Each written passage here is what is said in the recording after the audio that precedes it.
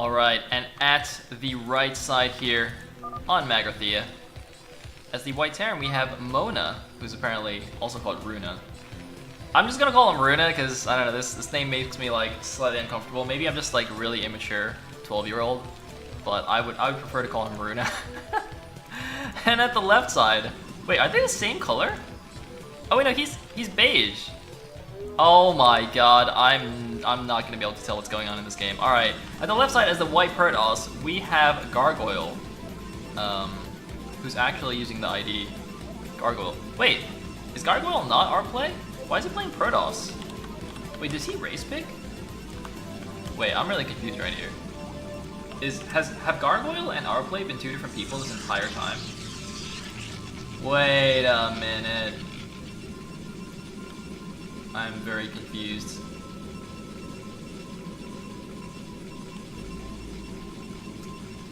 Well, I mean, it is what it is. I'll wait for the chat to confirm. Because of course, whenever I'm in trouble, the good old Twitch chat always comes to my rescue. I love you guys. Twitch chat is definitely #1 in my heart. Oh, Mona's the Protoss. Oh, wait a minute. Wait a minute. You see, guys? Do you see what I'm talking about? Do you see what I'm talking about? Gargoyle actually is the Terran in this game, but because the colors are the same, I couldn't even tell like who is who because the colors are so similar. And I was like, oh, why is Gargoyle playing Protoss? But he's not. I actually couldn't even read the scoreboard. So prepare yourselves, guys, for a game full of missed calls, missed drops, miss everything. I can't shift tab, I don't think. See, if I shift tab, everyone's yellow, which I guess is pretty much the same situation as we were in before. So, yeah. Oh, man. Alright, the Slorm doesn't see the difference either. Alright, thank you, Slorm. Slorm, normally you don't have my back, but this time you had my back, so well done to you, sir.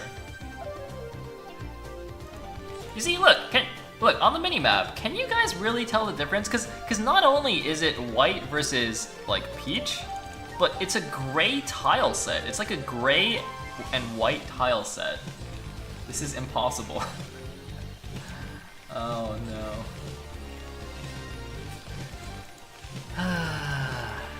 White and peach, man. White and peach. Surely there's like an easy way to make it so you don't have these colors. I wonder if I can make like a feature request on the Blizzard forums. Wow, the program can actually go through that. That's pretty cool.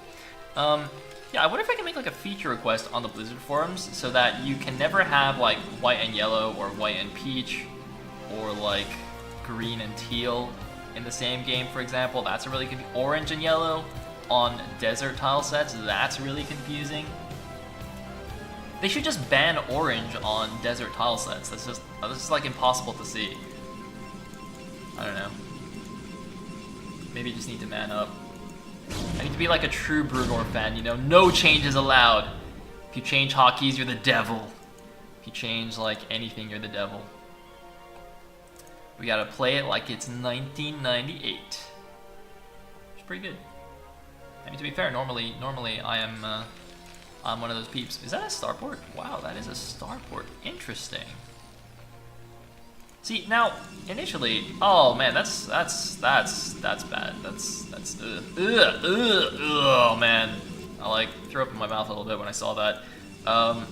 Technically, this doesn't block Dragoons, but making your Dragoon walk around to come out of your ramp and also have to walk through mining probes means you're gonna have a bad time. Dragoons, like Dragoons, they're like kindergartners, you know? They're like 2-year-olds. You know how 2-year-olds are always trying to kill themselves? They're like sticking their fingers into sockets in the wall and stuff, or you know, putting batteries in their mouth. You guys know what I'm talking about? Dragoons are pretty much the same way, so you have to babysit these guys constantly. And if you give them anything even marginally difficult to do, like walking through probes, they're just not gonna do it. So yeah, this is not ideal. Having said that, I saw an even funnier situation earlier today on Draco's stream, where Draco was playing a PvP and his opponent just randomly left the game. after like 5 minutes, and he was wondering what happened. So he hit continue playing, went into his opponent's base, and actually saw one of his opponent's dragoons was walled in by his gateway and gas on Fighting Spirit and couldn't leave, so the guy just left. It was very, very funny. Anyway.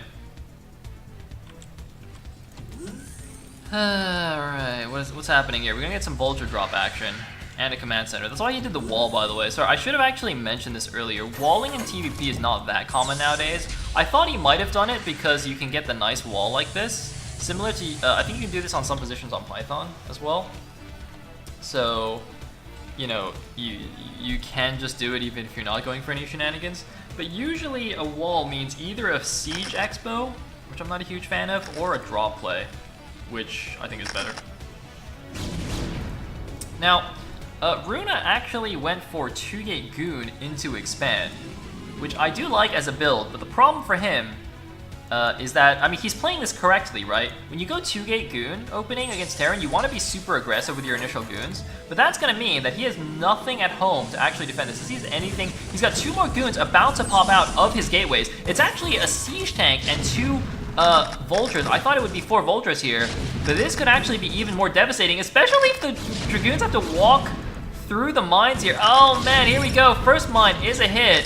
Can he actually just... Oh man, there we go. The Siege Tank cleaning up the other Dragoon here, and this could be a very quick game here. Extremely unfortunate. You can see the Dragoons all running back home, but 2 Dragoons already dead. Looks like 3 probes at least already dead. I think probably more here. How many kills is this? Tank's got 4 kills as well, so 7 kills altogether. So it looks like 5 probes have died. Another big mine? No, actually, that looks like that mine didn't actually go off. Alright, never mind. Oh, he's gonna try and get the dropship? Not quite. But nice little drop there, and is gonna move out safely here. Interestingly, he laid some mines up the front, potentially in case it was like a DT rush opening, I guess. Even though, you know, in theory you should be able to tell from the number of Dragoons that it's not that, but I'm not sure if he had vision of all the Dragoons, so he couldn't be sure. Alright.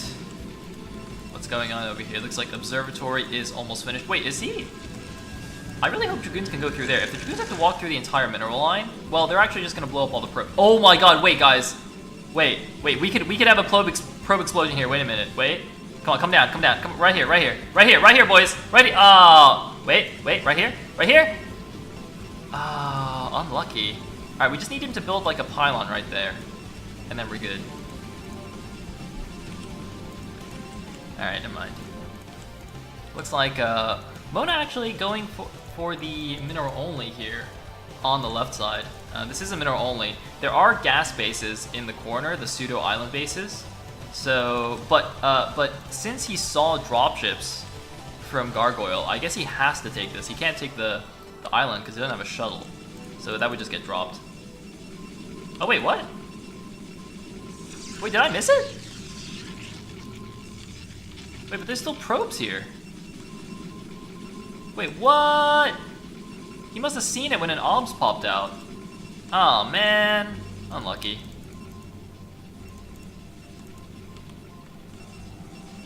Lame. Rewind, please. I can rewind it. Do you guys legit want me to rewind it? Wait. Okay, normally I don't like rewinding replay. Oh wait, no, but that'll show like the bar. Alright, wait, hold on, alright, wait, let me rewind it. I can't believe I'm doing this. Ah! Wait, what? Wait, it's not here. Where is it? Okay, we did it. Alright, wait. Alright, let's fix. Oh, that was completely useless. He did just kill it. Ah! I rewinded for nothing. I did it for guys. This is all your fault. I knew it. I knew nothing happened, and I believed you. I let you trick me into watching this. Oh my god, you. I ruined my professional production value just for you guys, and you let me down. I just finished saying how Twitch chat #1, and you let me down. I can't believe it. I'm so disappointed. Alright, well, it looks like we're back in action here. We're back with double drop. It's actually got 3 Marines and 3 siege tanks. That is not a very common drop composition. Did he actually just pick this up to dodge the goon shot? That's pretty cool. I don't know. I think having a couple of vultures here would be way better because playing spider mines like buys you so much time.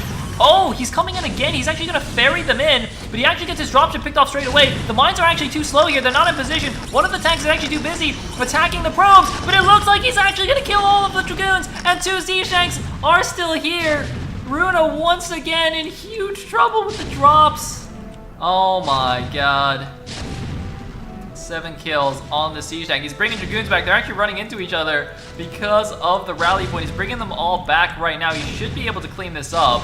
But these drops are just so ridiculously effective. He's targeting the middle. Is he going to get another shot? He will not. But Gargoyle with the double dropship, and remember, he only lost 1. He did save one of them. He could potentially go back here, and this actually walls the dragoons out. I think this is actually a little bit of a mistake since he doesn't have speed lots yet. Because now Gargoyle can just drop in the 3rd, and there's nothing he can do about it. He just has to kill his own pylon. Wait, what's happening? Okay. It's like a little bit of a vulture run-by attempt at the natural. But, by the way, even though this didn't do anything, wait, I think Gargoyle just scanned. Oh, Gargoyle just scanned the top left to see if there's an island base here, and he saw that there isn't. So now he's going to check the bottom left with the dropship. He's also going to see no island here. He's going to take his own island, which is going to be super safe, and he's going to drop the back again. Now we have 4 dragoons in the main, so I don't think this is going to do anything, but as soon as he sees the dragoons, he can just turn around. He doesn't need to actually commit to this. Looks like some self-mine clearing. And we got 5 fact. I'm surprised he's not floating this out somewhere to give vision. Maybe he just forgot about it. Looks like dropship's just chilling here. Vulture's chilling in the middle. Supply's dead even, which is a good sign for Terran. And we have our first Zelds coming out. I didn't see a Citadel earlier though. Ah, there's a Citadel now. Very good. And a random probe, potentially that was going to try and scout the bottom right and top right island expos. I'm actually slightly surprised Gargoyle opted for the bottom right one instead of the top right one. Because this obviously is much closer, at least by air, to his army. I think the ground distance is probably the same. Now, an Obs, interestingly, is going to scout the top right, so I don't think Runa actually... No, see, Runa has no vision of the bottom right. So he actually has no idea that there's a 3rd command center on the way. This Ops really needs to go down and look what's in the main right now. He really needs vision of Gargoyle's main. He has no idea what's going on, and the Terran army just walks straight to the Protoss' base. 5 goons actually caught out on the map. The rest of the army's on the other side. Zealot's speed is not done yet, and there's a nice minefield in the way. He's gotta be careful not to get too close, or he will blow up his own units with the mine, but he's chasing down this half of the Protoss army. That mine! Ooh, that mine is huge! There's a big siege up. There's no support. That could have been a huge mine. It looks like it barely clipped the leading siege tank. But 4 tanks against 2 dragoons. It looks like one of the dragoons actually walking into the middle, causing a big explosion. Boom! Only 2 siege tanks left. 2 dragoons actually stuck. This one, is he actually stuck in the main? I don't even know. But meanwhile, though, a drop actually went into the back of the natural, it seems, and killed some of the probes. Some of the probes are no longer there. There's actually another drop here. 16 kills! Oh my god! 16 kills on this siege tank. It looks like Gargoyle dropped at exactly the same time that he was going in the front. Killed every single probe in the main base. Runa didn't notice it. I didn't notice it. And I'm just gonna blame the map on that one. The classic. I did not know the map. That's why I didn't see the drop, guys. I'm not gonna rewind again. But you saw it right there, 16 kill siege tank, cleared out the mineral line, and look at the supply difference now. Gargoyle, 30 supply ahead of Mona. And I think this game is pretty much over right now. Gargoyle gonna take the first set here for the Russian Mafia. Man, that sneaky drop, I had no idea. Mine drag? Ooh, wait a minute. Wait a minute, too bad there's no other mine here. Looks like Gargoyle getting a little bit too antsy. No Vulture support for these siege tanks. He's trying to do some good old scoot and shoot micro. The goons will run him down, and yeah, you can see he's just giving up there. But remember, he's got his own third base running at the bottom right. I'm not sure where the obs went. I thought Runa had an obs here somewhere, but maybe it died to a missile turret. We've got 6 factories pumping. Good amount of units here, and wait a minute. Oh my god, another freaking drop! 13 kills! I can't even keep track! Jesus! These drops, man, did you see that? There were 13 kills, I think 14 actually with that Zealot, between these 2 vultures. These are the vultures he actually rescued, so he had the 16 kill siege tank, he rescued the vultures, flew down to the island, then flew back, and killed like 10 more probes. There's idle probes here for Runa. At least he's got this base. Probably build a cannon here, I guess. Actually, is this Dragoon on the inside? Oh, maybe that's actually not Dragoon type there. I thought that was Dragoon type earlier, but I guess it's not. Interestingly, Runa actually expects an attack here at his third base. So he's sending his all his Dragoons there. He's actually not sure anymore where the drops are coming in. Fabian says, Sayle, will be dressing in a suit to cast the ESL. I think I'll be doing the blazer plus t-shirt, you know, caster uniform thing. I don't think I'll be in like a full suit for the casting, although the ESL guy did say I should be like ready to dress in an actual suit at some point. So I'll like be bringing a proper shirt and stuff with me, I guess. I don't really know. I'll just bring all the things. Alright, well, looks like Gargoyle moving around the bottom side. Hey, what's up, Awood? Don't worry about it. I actually got the replays from Non for the rest of that set, so we did close it out. It's pretty exciting. Cadenza, you could definitely wear a suit and a tie. And it looks like we're gonna have good old probes here. I mean, if you have no zealots, might as well use probes. Shuttle and dropship both kind of daring each other to do stuff. By the way, there's a drop at the third base, but I want to see what's going on here first. I think all the probes at the top left died. I really want to click that before the game ends. Alright, so it looks like it's actually getting cleaned up, but this... Oh. Wait. Alright, well, I thought that would be a 16 kill tank, but I guess not. Never mind. I'm kidding. Hey, we're killing more probes, boys. Let's get them kill counts up. Dude, we need like a high score counter for kill counts, you know? What did we have just now? 16? Let's see if we can get higher than 16 right now. I think Gargoyle should be going for a high score in this game, because it's pretty over, right? I mean, Protoss is mining off like one base. He's finally, or no, actually he had a cannon here. He's rebuilding his cannon in his main. Looks like Gargoyle's taking a fourth base while all this was going on. That is the mineral only, but that's fine. And he's gone up to 7 factories. He is technically mined out in his main base, I guess, which is kind of interesting because since Mona lost so many probes, he hasn't actually been able to finish finish mining this out. All right. Oop. Probe guy does get taken down. And let's see what's going on here.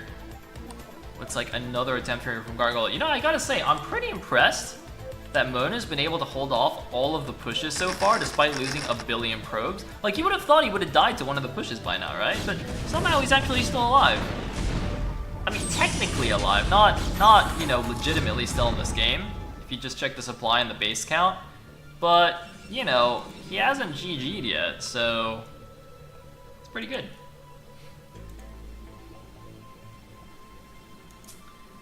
Alright. Triple Vulture drop here against one Dragoon. He's actually moving out at the same time. Gargoyle actually doing a really great job of this. Remember the last time when I thought, you know, there was like a huge engagement at the front? I was totally focused on that, as was Runa. And the whole time Gargoyle was just killing all the probes in the main. That was pretty good. There's a drop up at the third, by the way. There's a drop in the top left. I'm just going to watch the engagement for now, but I think Runa's actually going to clean this up yet again, dropping Zealots directly on top of the siege tanks. He is going to clean up again. Mona just will not die. The Vultures, meanwhile, are actually slightly out of range. Looks like they do kill. There weren't actually that many probes here in the first place. Leaving 2 of the Vultures, going to bring 1 Vulture down here to the natural, but there is a Dragoon there already, so I don't think it's going to do too much. It looks like a bunch of probes, interestingly, transferred to the natural from the main for some reason.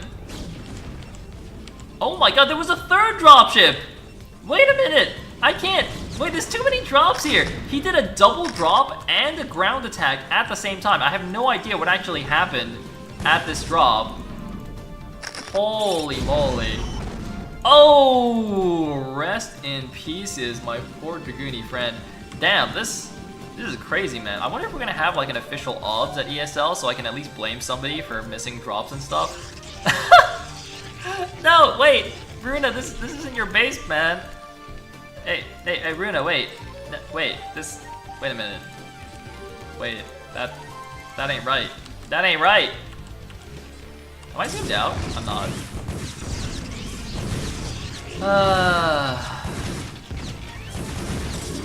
Well, I mean, Runa definitely tried here. Gargoyle's now 30 supply ahead. And I don't know what is going on in chat right now. I feel like there's a little bit of PG-16 chat going on. I don't know what's happening, but have fun, guys. Alright, what's happening here? Ultra's running through. I mean, I guess part of the reason why Mona keeps cleaning up the attacks is like, you know, Gargoyle is investing 2 dropships full of units plus the money that it costs for those dropships and the APM to actually do the drops, which on the whole are actually gaining him an advantage. Like every time that attack happens, normally if a PvT engagement happens in the middle of the map and the Terran gets destroyed like that, it's really good for Protoss. But because he does a drop and kills all the probes, it's actually ending up favorable for him every time that happens. So even though he's trading away his army, this is actually interestingly kind of one of the few times where, you know, trading away your army in the middle of the map in TBP is not the worst thing, because he's doing so much damage elsewhere on the map. It's pretty interesting. Meanwhile, this SCV is just gonna kill the pylon. Oh man, are there any more drops here? There's a 3 HP dropship down here. Can somebody like yell at me if they see a dropship moving in on the minimap or something? Just like type in all caps. Just everybody spam 1 if you see a drop. All right, no, don't spam 1 for this one though, because I saw it. But if I don't see it, you can spam 1. All right, so what's happening? Wait, I hear stuff attacking. All right, we got the ground attack coming in here. Something is actually going in the back. I see it, guys. We're having another big engagement. There is a science vessel. He's going for the zealot bombs all over the place. There is indeed a drop in the main base at the same time. It looks like this is going to get mostly cleaned up. The zealots clean up, the tanks are cleaning up. The 2 sea shanks in the back of the main base. It looks like there actually aren't that many probes here left. So 6 kills so far on these 2 tanks. They might even kill the freaking observatory that's been on fire the whole game. Oh man, looks like one of the tanks is actually going to unsiege. The other one going to stay siege. And wait a minute, this actually, I think he's gonna win. The tank will beat the Dragoon 1v1, right? Meanwhile, looks like though, at the front, most of the units have died here. The tank actually wins the 1v1 battle with a Dragoon. The shuttle falls here, and this is probably gonna be the final engagement. The tank sieging back up. The probes actually were sent back. He didn't expect to actually lose that engagement to the 1 siege tank. We're going for the new high score here. Remember, the old high score is 16 kills. Can he beat his high score? No! GG from Mona, not allowing this siege tank to beat the 16 kill high score. Oh man, so BM, and that means Gargoyle, after all that, does finish out the game and takes set number 1 for Team RM. But well played by Runa, and well freaking played by Gargoyle, man. I mean, I had map vision, and I couldn't even keep up with everything that was going on in that game. Okay, so at the left side position here on Aquatia City, we have the Ripping Bear Claw, aka Moro. And at the bottom position as the Blue Protoss, we have Arc Neon, playing for the Russian Mafia despite not actually being from Russia. I believe he's the only non-Russian player on the team. So somehow sneaking his way in here. Very, very sneaky.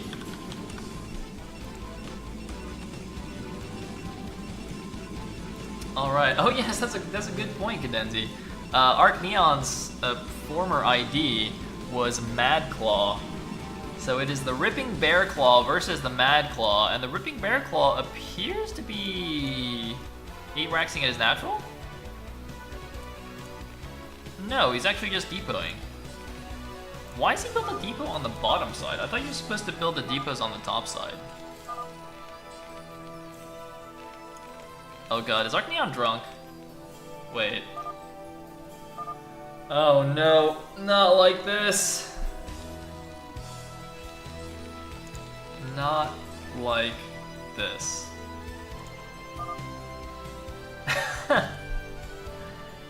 Oh man. Oh my god, Faust, I just read that. Faust, I'm not making you a mod. Please.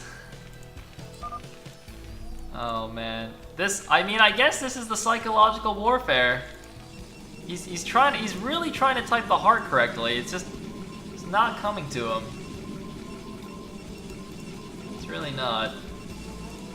Alright, well, he's scouting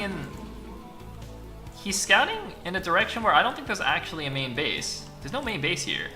It's a 3-player map, right? Oh no, it's a 4-player map, sorry, excuse me. Aquatia City is a 4-player version of Tau Cross. But that's not where one of the main bases is. Where is this? No! Arcneon has no idea what's happening. Oh my god, I don't think Arcneon actually knows where the spawn locations are on this map. He just scouted a non-spawn location. Oh god, not like this.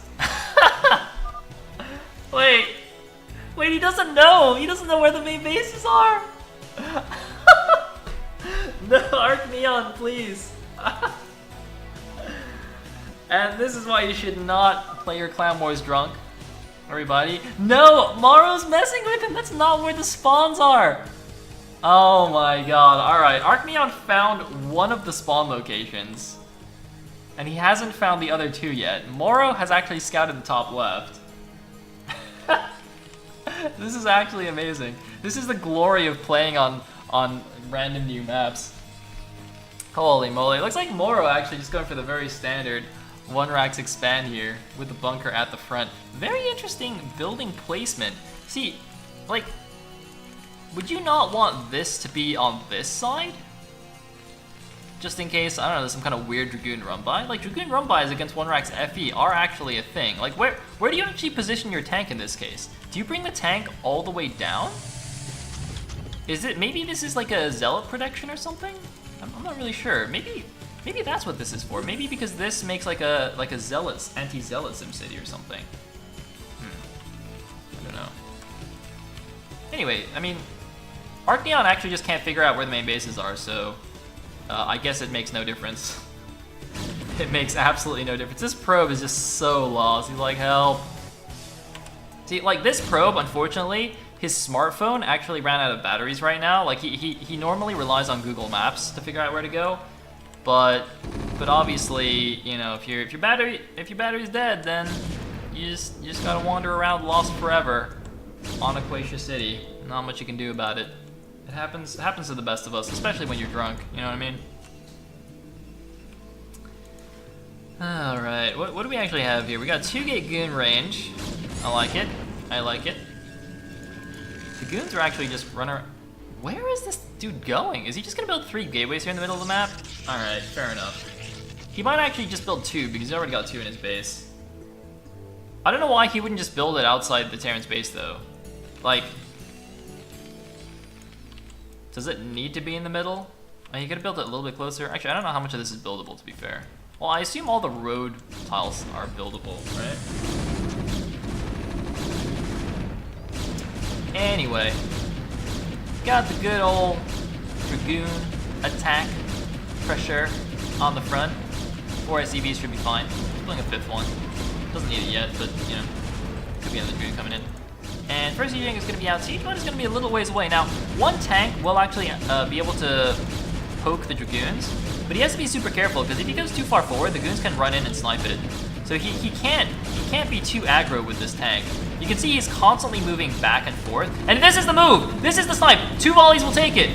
Boom! That is what you cannot allow to happen as a Terran in this position. Now, his siege mode is done, but but he needs to wait for the second tank. A lot of SCVs coming out. The bunker is extremely low, but it's barely enough. Another Dragoon coming down here. 2 gateways have been made in the middle of the map. It's a 4-gate Dragoon all in here from Arc Neon. And the siege tank finally does come out with the siege mode, but you can see how dangerous that was. And with only 1 siege tank here, that is going to make the upcoming Dragoon bust that much more threatening. And this is a build we've seen work a lot recently. Interestingly, he's also getting Zealot leg speed. Is this not just supposed to be a straight Dragoon bust? Alright, I mean, I guess he's going to go 4-gate speed Zealots. Taking some SE2 inspiration or something, I don't really know. But this is a pretty tight wall. I mean, I guess... Okay, where can Zealots go through? Zealots can go through here, I'm pretty sure. Can they go through both of these? Maybe they can go through both of these. I don't know if they can go through the top, though. Interesting. I guess we'll see how this works, because this is actually gonna give Morrow some time here. At least until actually the speed finishes quite quickly. Thank you, Funny Nexus, for the host. 47 viewers, welcome everybody. I think Funny Nexus was actually doing a Russian cast of the RM Clan War, so it's quite possible he actually just finished casting this Clan War already. But there you go. And alright, we got the 3 siege tanks now. Can Arc Neon prove that he was worth the investment, that he did indeed deserve to be admitted into the Russian Mafia? Here we go! Here's the break! Dragoon's moving in, going after the siege tank. Zealots going in as well. Looks like he's just gonna kill the bunker straight away, so regardless of whether that was tight or not, the Zealots can move in. The SCVs, though, are blocking. You can see the Dragoons are all bugging out here. Can he break through here? 4 siege tanks in the back. The Dragoons are freaking out. Morrow was actually targeting the Dragoons with his siege tanks in order to kill them off and not splash too many of his SCVs. Now another Zealot's coming in here, but this is definitely a questionable execution of the build. Oh my god. Into the Valley of Death for the Protoss army. I mean, at least Arc Neon can say he was drunk. Or something. Oh, the repair! The Marines saved the tank, buddy. And this game, I think, is officially over. Oh no, Arc Neon. Arc Neon, my man. He's building one more gateway because clearly, oh GG. Clearly the problem that could not be solved with 4 gateways could be solved with 5 gateways. But he decided to concede instead. Do the honorable thing. And that means that Ripping will tie up the score 1-1 as we go into game number 3. All right, what do we got here? At the bottom right position on Circuit Breaker, we have RM DeWalt, who will in fact be one of the players joining us in Italy on Wednesday, rather. And at the bottom left, as the Teal Zerg, we have Ripping Nogrim, who for a while was participating in a lot of tournaments and actually doing fairly well. I think he actually won a Clash for Char tournament, taking out Eon Zerg in the finals, but I actually don't recall seeing him in too many events recently. I don't think it's even that he's necessarily losing early. It's like I don't think he's actually been playing at all, so I'm not really sure what he's been up to. Maybe just been busy.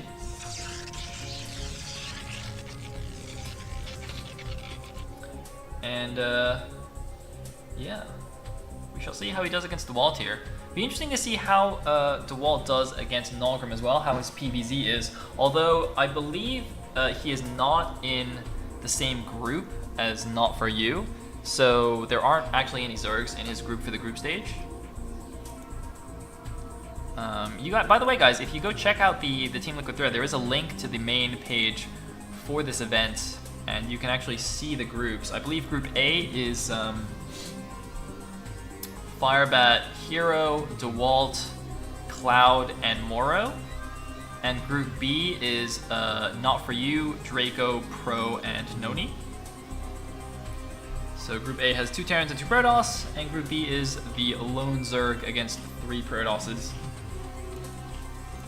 And DeWalt using the classic scouting trick, going to the opposite middle area on Circuit Breaker, able to get a very quick scout onto Nogrim and block the hatchery. Nogrim did go full first anyway, and I believe, no, that's actually an Overlord, okay.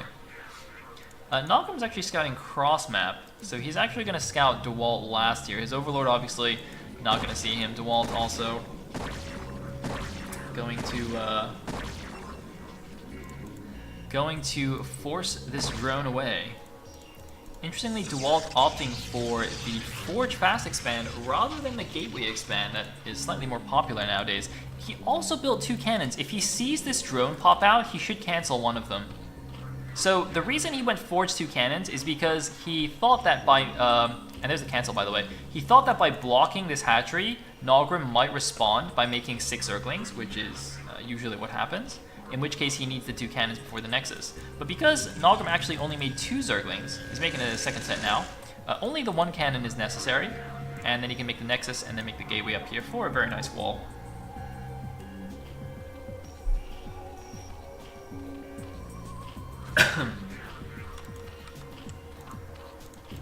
It's like just more drones being morphed here, and interestingly, Nogrim taking the top left natural as his third base, going for the far away third. Gonna play a bit more of a defensive style Zerg. Nowadays, we usually see the close third for the aggro Zerg, or I say usually, but maybe that's just because I watched too many Eon Zerg and Cadenzi games where they just go all in every game. Anyway, I do like this style because it means we have a higher chance of going to a later game and seeing all that good old late game PvZ stuff.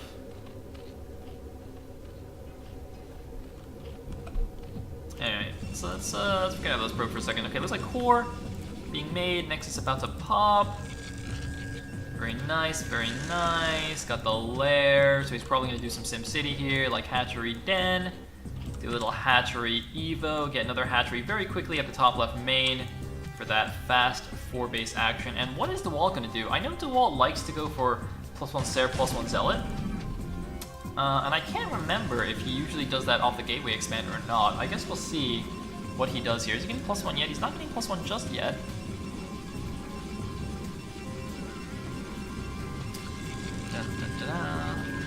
Sip of tea while things are still calm.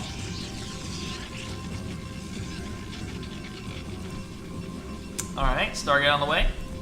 Still no +1. This pylon, by the way, I don't think it actually powers these buildings. So if there were Hydras here and they killed this pylon, I don't think this would actually help him.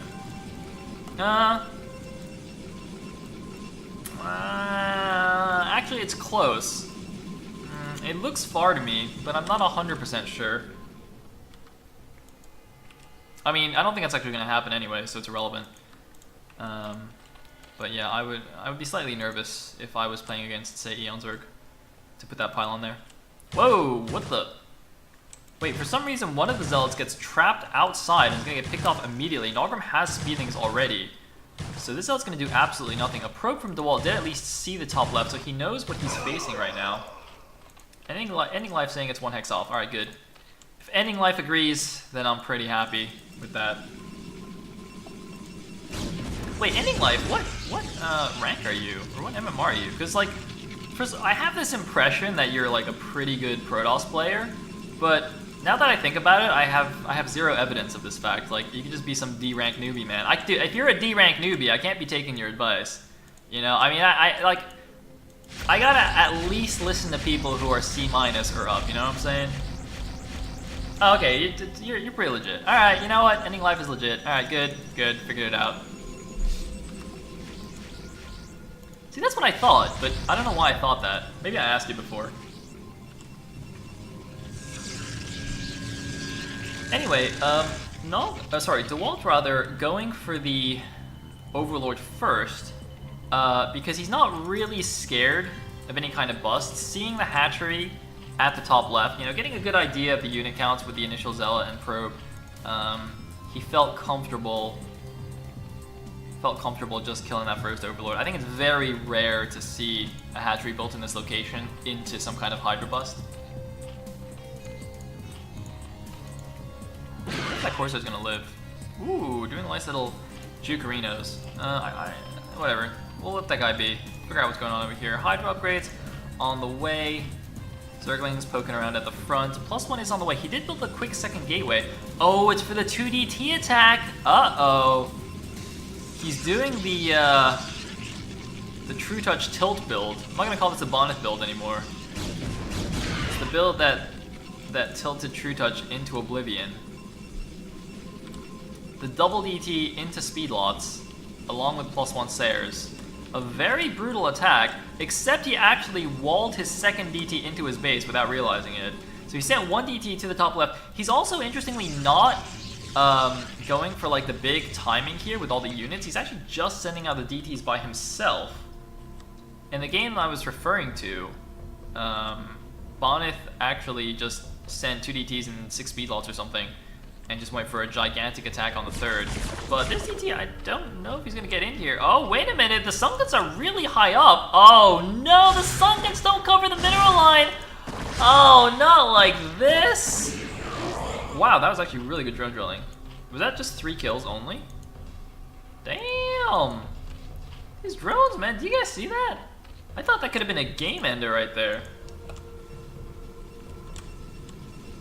Alright, so Nalgrim covers up the mistake of slightly awkward Sun kind of positioning with great drone control. And what do we got following up here? I guess that's +2. Yeah. Templars. The Corsairs are flying out, by the way. I'll click on them in a second. Just gonna check these upgrades and stuff. It's like 3 more gateways in the main, so he's up to 5 gateways. Do they have +1? +1 is done on the 5 Corsairs, but there is a Spore Colony at the front, so you can see DeWalt wanted to sneak a DT into the main base, but not going to be happening here. It's like overload speed also almost finished, and this is what I was talking about earlier, the fast 4th base at the main base. Hold on. This is actually why you go for the faraway 3rd as Zerg. This is the main benefit of this build, is you get such a fast 4th base. And not only is it a fast 4th base, but it's also 4 gas bases, like 4 really nice bases. You know, it's not like a dinky little mineral only or something. It's an actual full-on main base. So if you just drone up a little bit and just turtle behind good Sim City, then you can actually build a decent number of drones, get your 4 bases, and have a super nice economy. You can even go for a pretty quick hive as well if you want. Just get some lurkers down to defend, and Protoss has a really difficult time breaking this. You know, presumably some of you at least watched the Larva versus Rain games. I believe that was a big... I hope I'm not spoiling anything, by the way, but it was a while ago now, and I believe a lot of people were saying like Rain kind of threw away those games because he kept running his army into Sunken Lurker Spore Defense that looked pretty much like this, although a bit more lurkery, obviously, and just couldn't break it. Just kept suiciding army after army.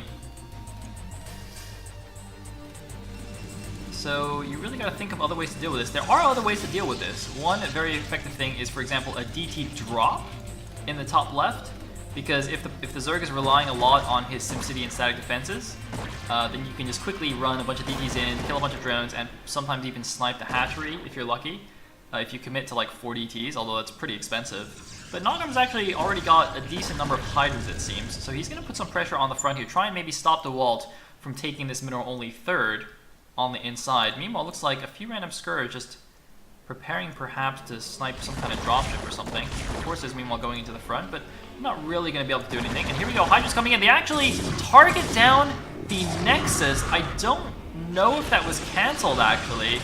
Also, whipping a Storm here on the top side. Nalgrim showing really good control, but look at the supply difference right now.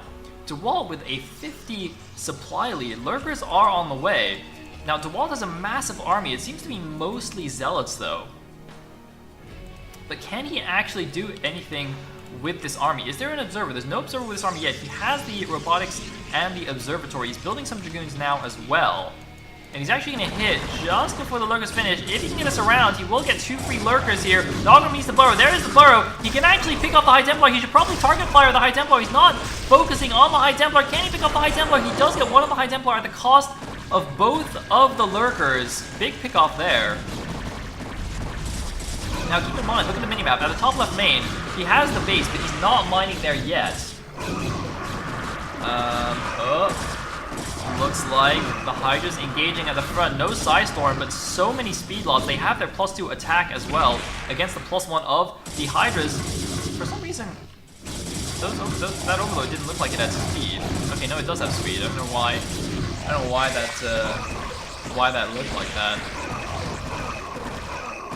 And more engagements in the middle of the map. Look at the supply difference though. It continues to grow, and Nogrim even gets supply blocked by the Corsairs. Now, you can see he's building more sunken colonies at the front. He's going for a Queen's Nest as well. He really wants to go for that hive, but very little defense at either of his bases. But DeWalt is actually not attacking. DeWalt, I'm a bit surprised by this. He's very focused on keeping this third base alive, but I think if he just attacked with his army right now, he could potentially just win the game outright. You can see there's no lurkers here at all.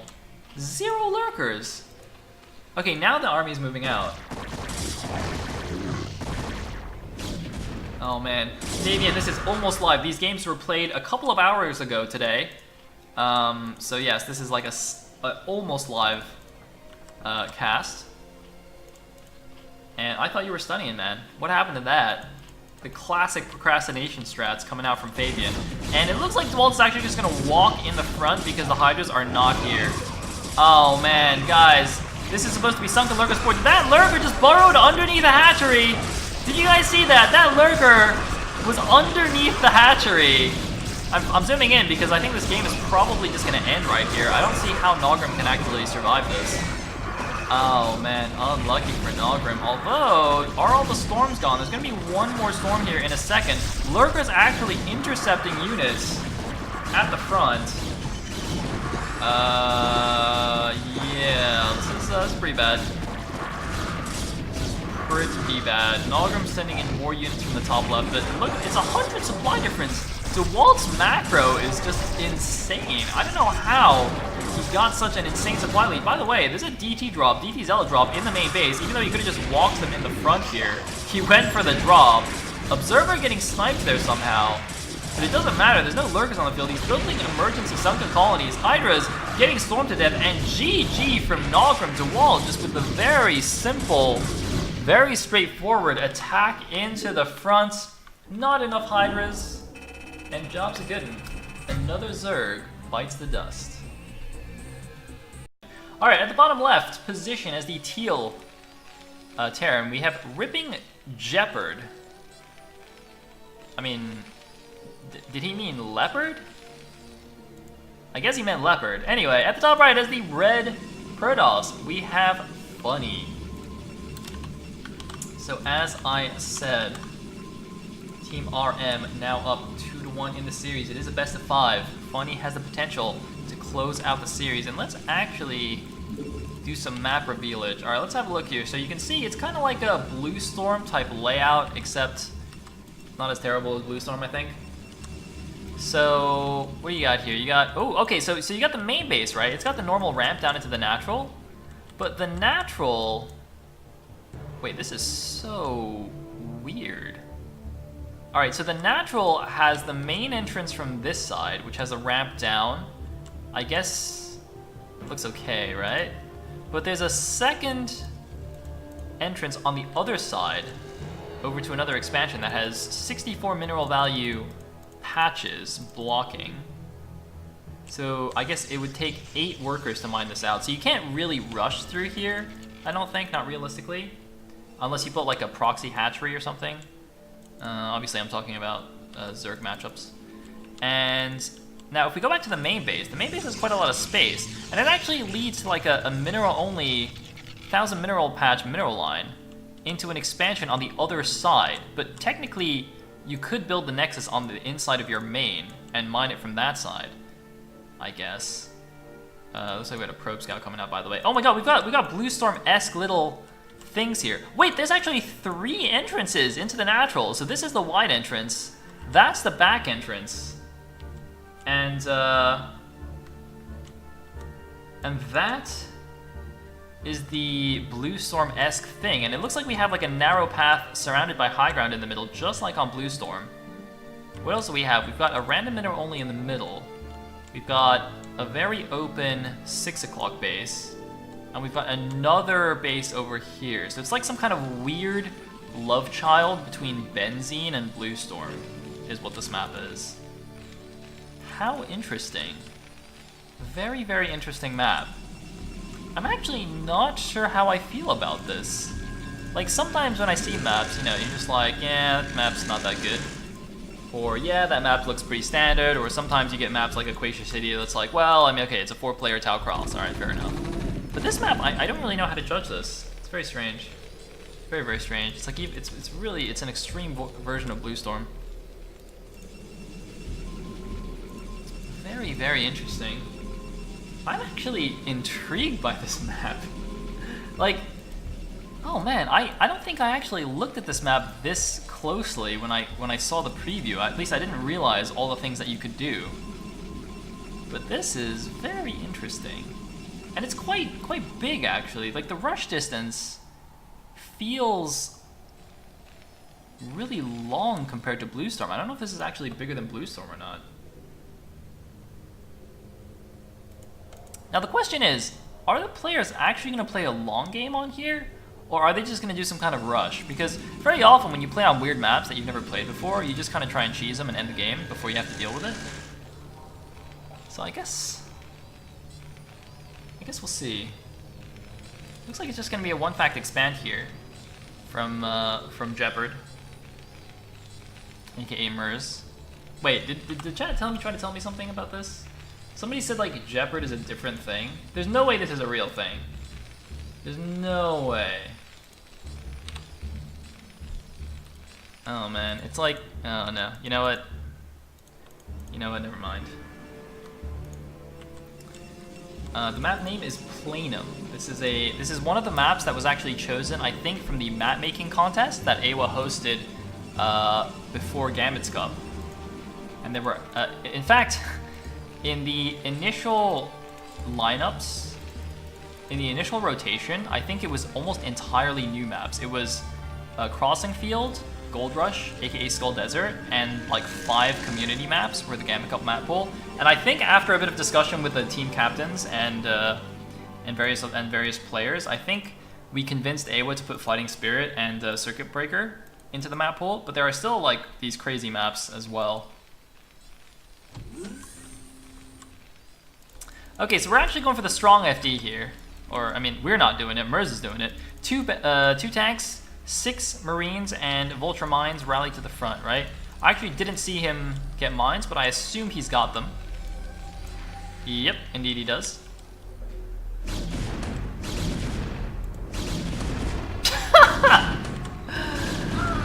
Oh, man. Alright,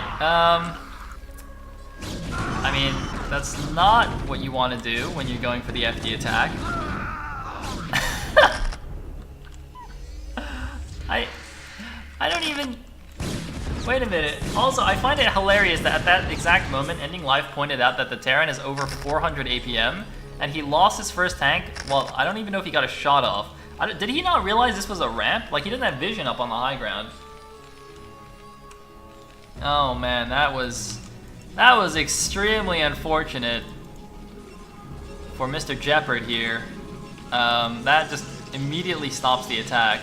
A strong FD can be pretty scary if the Terran micros it correctly, but that's not what you're supposed to do. It's alright, we'll forgive him for that one. He's getting siege mode now, just gonna chill out. So interestingly, the natural is a little bit cramped. You can see here, so you've got all the entrances kind of all up in your face, and then you've also got to worry about the back thing. But I guess what you can do then, so the next expansion might be, so you might mine this out with minerals, I guess, and expand down here. So actually, the Terran can get his 3rd quite easily on this map, right? So ignoring the back base because it's hard to defend this, like you can't defend it from the other side. He can mine this out with SCVs, I guess, and expand out here, and then he just needs to defend the natural choke and defend this bridge, and I think he'll be fine, right? Wait, can you siege from the other side here? Oh no, okay, so there's a cliff here. I was wondering if you could siege from here to here, but I don't think you can. I think it's too far. Okay, good. Meanwhile, Funny's actually gone for a third base at the base that's kind of attached to his main base here. He's walling it in with the gas. Ooh, that's interesting. That's pretty cool. Now, a Marine is going to scout this. Looks like there's a random Marine at the bottom right as well. Is there? There's no expansion there, is there? Oh, no, there is. But there's another base in the corner. Wow, there's actually a lot of money on this map. There's actually so... Wait. How much money is actually on this map? So this main natural plus 1, 2, 3 gas expos and a mineral only expo. If you compare that to Blue Storm, it's 1, 2 and a mineral. Sorry, did I say gas only? I meant mineral only. So I think this has one additional 1, 2. Wait, 1, 2, 3. I guess this has 1, 2. Wait, 1, 2, 3, 4 plus a mineral only. So this has 2 extra bases per player compared to Blue Storm. Am I counting that correctly? Is that 2 extra bases per player? So 4 extra bases, 4 extra full value bases in total compared to Blue Storm. Now somebody did just point out that this is a reduced mineral value.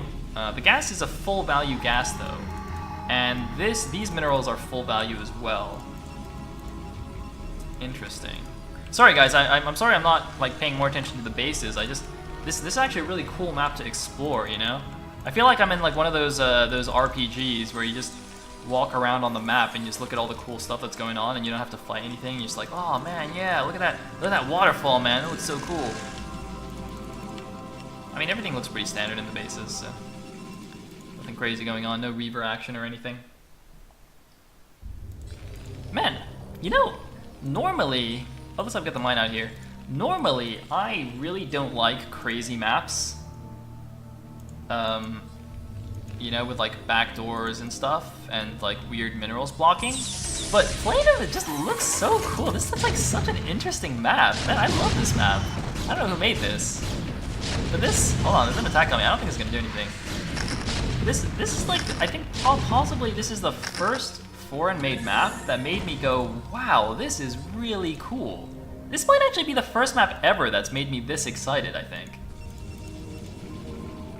I'm actually just fanboying out over this map. This is actually really awesome. Because even though it has weird things like this, so this, like, you see stuff like this on Outsider, right? But on Outsider, it's just obnoxious because it's just everywhere, you know? It's like, it's forcing itself upon you.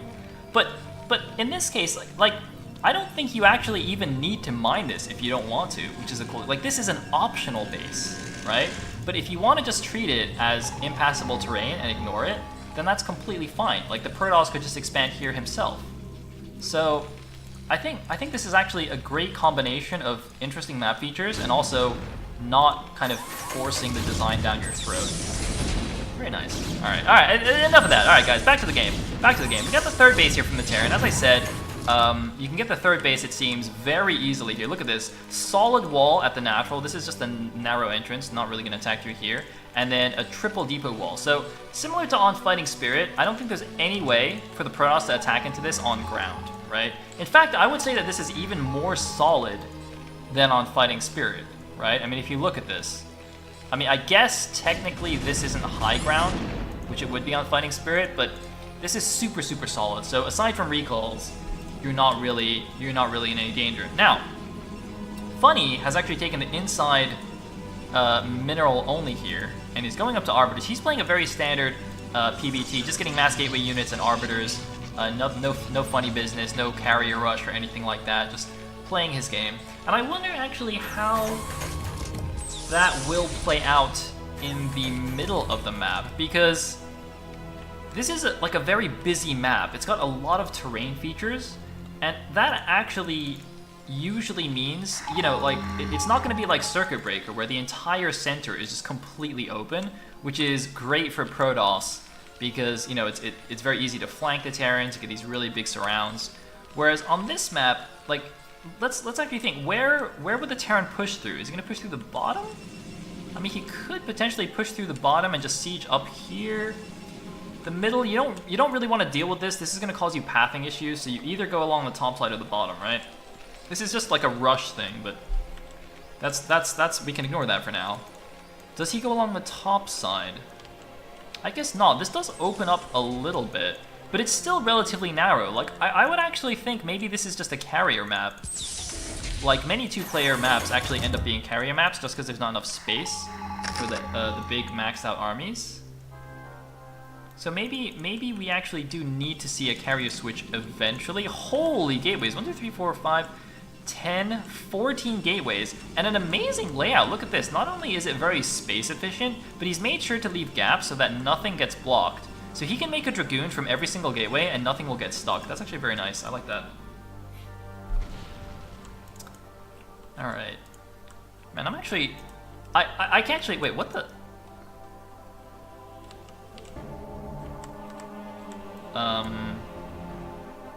Alright. You know what? Let's give them their privacy here. Just a couple SCVs, you know, minding their own business, cuddling at the top of the map. Meanwhile, it looks like Jeopard moving up here into the middle of the map, going for this inside mineral only, similar to what Funny did. And it's gonna hold this position. Again, not very wide here. You see, this is the middle of the map already, and it's widening out a little bit, but Protoss is still having to attack from one direction, pretty much. So I think the main attack... Look at this guy breakdancing! Oh my god, the head spin! Oh my god, this Zell's got some mad skills. Do you guys see this? Look at this guy's skills. Man, this game's got everything. This game got a great map. It's got Kappa Pride SCVs. It's got a Zell that's just doing the infinite head spin. Holy man. Dude, that guy is gonna be the next big thing on Ayer's Got Talent. Oh no, we messed it up. Damn, alright. Alright, well, here we go. Maxed out Protoss, 185 Terran. What's the upgrades? 2-1. The classic timing, 1-0 done on Protoss. And again, not the most wide open map. You can see a perfect angle here. Vultures in front, tanks in the back. No reaction from Funny. Funny is apparently AFK. Is he going for a recall or something? I do not see anything on the map that indicates he would be going for a recall. Half of his Dragoons actually die before he even attack moves the rest of his army in, but it looks like the Vulture's actually all getting cleaned out here. He's gonna pick off the front row of tanks and pull back. And remember, he's pumping from 14 gateways, double armories going, 1, 2, 3, 4, it looks like 8, 9 factories against 14 gateways. That's actually a fairly close count here. We even have High Templars on the ground. Gotta be careful not to let those get sniped off by the Vultures here. I don't know if you actually noticed, there's one random gateway at the bottom right as well. And I think a side, wait, was this a base? That was a base, right? I don't know why I can't see the minerals there. That's a base, right? Because it's got minerals on the other side, so that's got to be a base. All right, so aside from that base, Funny's already taken all the resources on his side of the map. He's going in again, doing an okay storm, although the Vultures do piece out of there pretty quickly. And another scan here, very, very even supplies right now. You can see Funny just needs to kind of buy time here, pick off what units he can. A random SCV is actually going to the 12 o'clock. He's, instead of expanding to the top left, which is scattered by a probe, the SCV takes this base, which is extremely close actually to the Protoss expansion. He can actually easily send a couple of Zealots over there to deny this. Funny, by the way, is not mining from this base with very many probes, just a couple of probes on the minerals there, also not mining on this gas. So Funny, despite actually taking or putting nexuses at all the expansions, is only realistically kind of mining from the first 4, not even from his main anymore even. Actually, wait, 1, 2, 3, 4, 5, 6, 7, 8, 9. Oh no, okay, that's normal.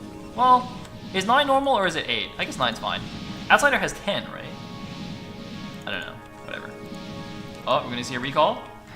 He could recall over the depot wall. Is he gonna do it? That looks like a recall to me, but he might not have time because the Terran army's moving in. Does he actually fight here, or does he go for the recall and go for the counter, go for the base race? That is the question. He's got one stasis on this Arbiter. The second Arbiter is idle. He could go for the big stasis. He's not going for it yet. He does go for a big stasis. 5 tanks are stasis, but he's not actually engaging. He's not moving in with the army for some reason. He's got 3 Dark Templars, another Arbiter coming in. It looks like, oh, the Arbiter might do an offensive recall onto the army. He's not moving in. He needs to move in. There's an EMP available. No, he actually decides to go for the stasis instead. He's got almost a second stasis ready if he doesn't die to the Goliath. There is an EMP. I don't even actually know what that hit. I actually have no idea where that EMP went. The second stasis did not actually connect, it seems, but he is going to run through this Terran army, and oh, nice mine hit there. Nice mine drag. There are still a lot of tanks here that will do a lot of damage when they come out of stasis, but that is a critical win for Funny, although he's still behind in supply, interestingly. But picking off this core of siege tanks with the reinforcing zealots especially is going to be so huge. Grabbing these, remember, even if you stasis a bunch of tanks, you need to kill them when they come out of stasis. That's a very easy way to lose games if you don't. But look at this 16 kills between these two siege tanks, taking out the top 12 o'clock base. While all this was going on, he did not realize that that was happening. So Funny actually losing his expansion. Meanwhile, Jeopard, Murs has his top left base. And I think this is kind of like what I was talking about earlier, that you probably need to go carriers on this map. Oh, okay. Wait, what? Wait. Alright, maybe you don't need to go carriers. Wait, he's got +1 air weapons. Wait, he has +1 air weapons. And because the fleet beacon wasn't done, he built 4 scouts. What? Alright. Funny, meanwhile, is expanding inside the Terran's area and is going to build a Nexus at the top left. The two siege tanks have done maximum damage here. 17 kills now.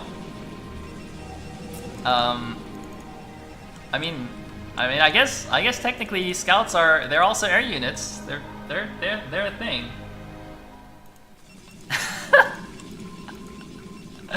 They're just sitting here like, we're in a game, guys. I bet these scouts are confused because they've never actually been made in a game before, so they like warp in from the Stargate and they're like, wait, are we supposed to be here, guys? Wait, where are we?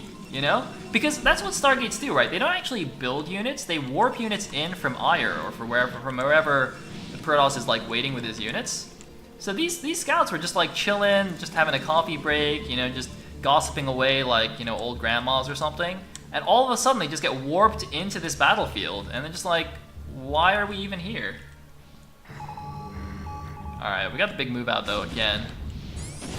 A lot of SCVs actually leading the way. I guess Jeopard has too many SCVs, just suiciding them in a useful way actually. He's giving himself vision. Here come the scouts! Here comes the machine gun from space. Yeah, get those vultures. Get them scouts.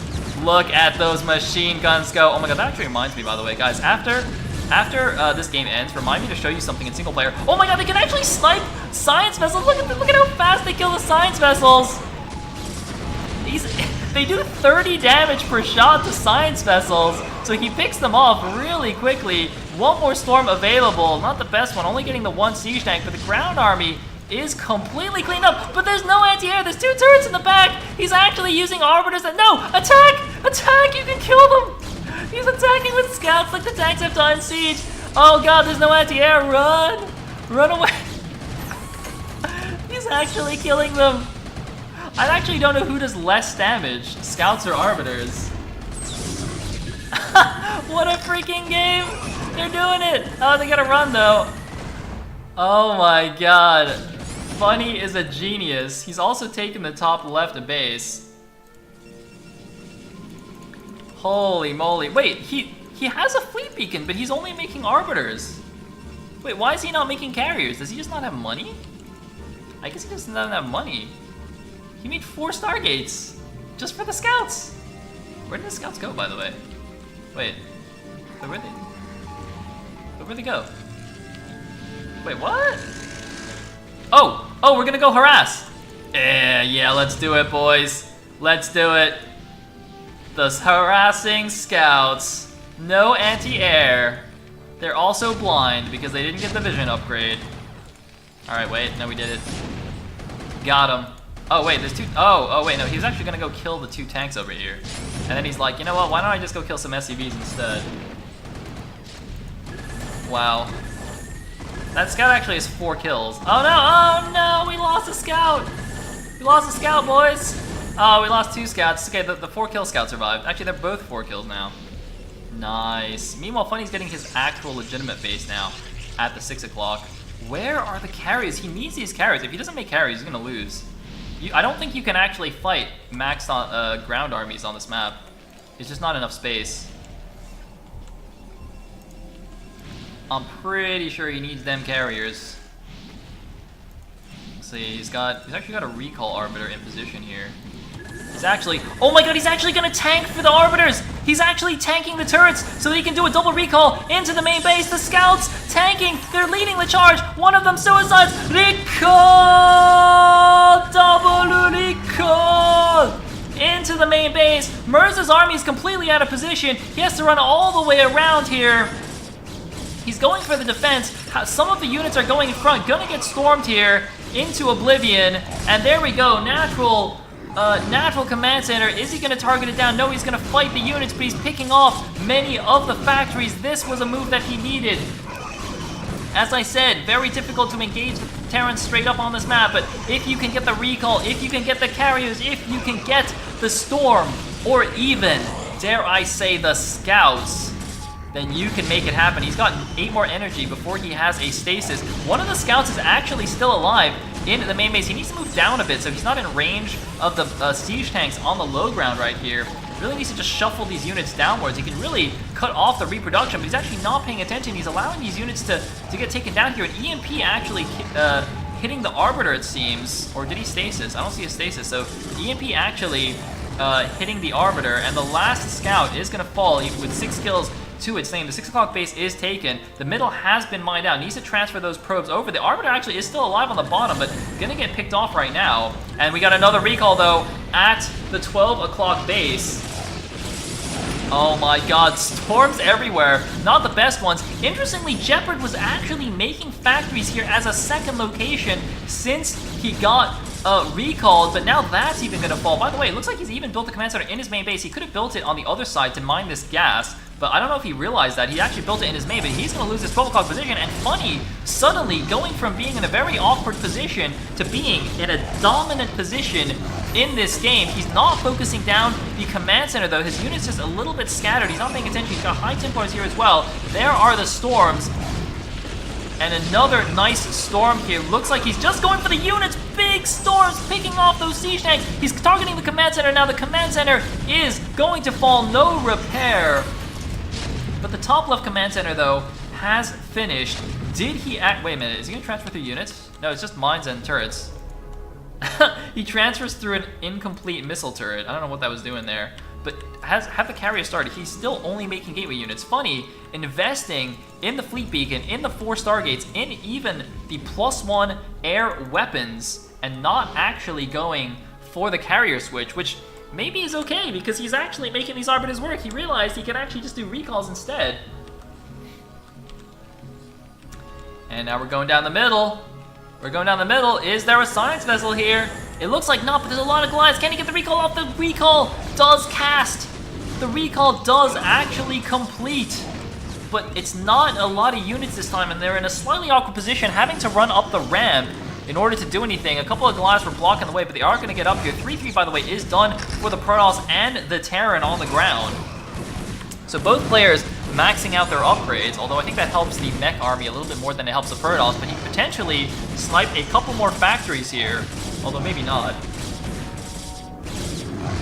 And funny, despite making some great plays here, is still going to be in a split map situation. Oh man, so many tanks just getting completely stuck here.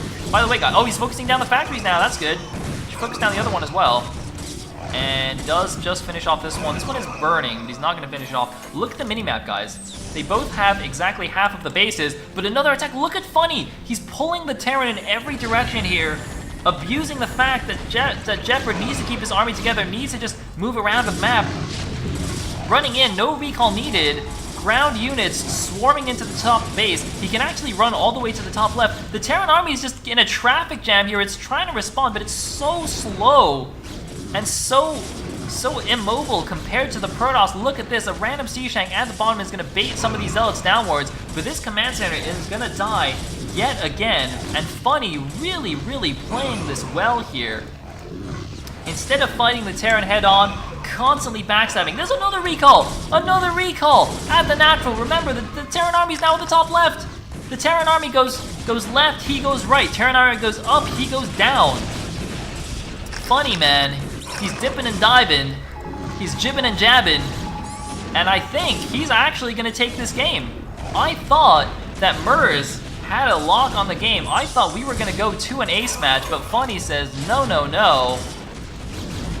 And is ripping Murs apart here. The factories in the main base are all finally going to die, I think. No sign of a Terran response. Where the heck is Murs' army? Murs' army is just in the top left. Where did the rest of it go? There's like 10 siege tanks just AFK at the 12 o'clock while his main base gets cleaned up here.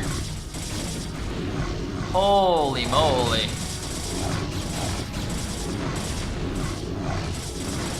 Well, that is going to be that, ladies and gentlemen. So it looks like, out of all the players, Moro, the only one able to take a win here. And playing against a drunk Archneon, I'm not really sure how much information I can get from that game about the strength of his play, to be honest. That was not exactly what you might call a long macro game. Nice storm there, boom. 2 more tanks falling. Murs down to 115 supply against the Max Funny, who is actually not making any more scouts, sadly. But guys, let this be a lesson to you. The man who made 4 scouts in PvT has won the game. And that was 4 scouts when I think he was actually losing the game as well. It wasn't like he was, you know, way ahead at that point. He's gonna recall again? Ooh, not quite. Doing a bit of mind clearing here. And GG from Jefford. Funny closes out the series 3-1 in favor of the Russian Mafia. Team Ripping, the Swedish All-Stars, have been taken down again here in week number 3, but that was an insanely good clan war. I think a lot of good games there. Slightly dubious game from Archneon, but very, very cool. Very, very cool game number 4, guys. Whew.